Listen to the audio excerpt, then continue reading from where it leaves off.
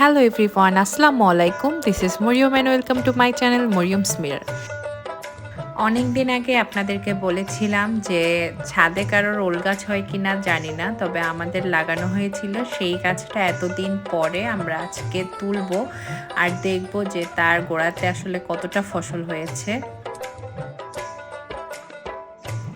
গাছটা অনেক বড় হয়েছিল, এজন্য কেটে নেওয়া লেগেছে। তারপরে মাটি সব উল্টিয়ে এবার আমরা পরিষ্কার করে নেব।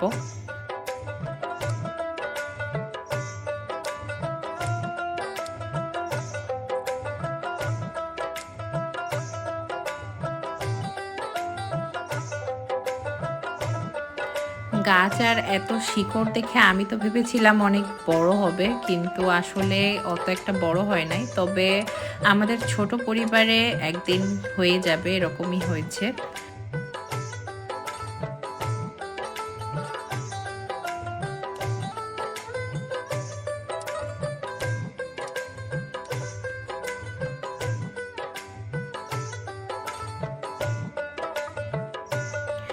আগে ছাদে এটা ওটা আব্বু লাগাতো, আর এখন আপু অনেকটা এই দায়িত্বটা নিয়েছে। ওরা দুইজন সারা বছর ছাদে এটা ওটা লাগাতে থাকে।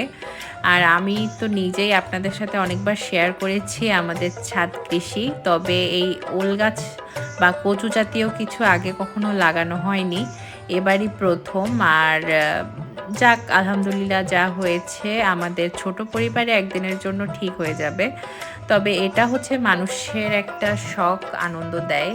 আর বাজারে এইসব জিনিস তো সবসময় কিনতে পাওয়াই যায়, তবে নিজে হাতে করার একটা মজাই আলাদা। তো এটাই ছিল আজকে আমার ছাদ কৃষির ভিডিও আপনাদের সাথে শেয়ার করা। তো আপনাদের ভালো লেগে থাকলে অবশ্যই লাইক, কমেন্ট, শেয়ার দিয়ে সাথেই থাকবেন আর আমাদের জন্য দোয়া করবেন, আমরা যেন এরকম ভিডিও আপনাদের জন্য আরও নিয়ে আসতে পারি। Tata, bye bye.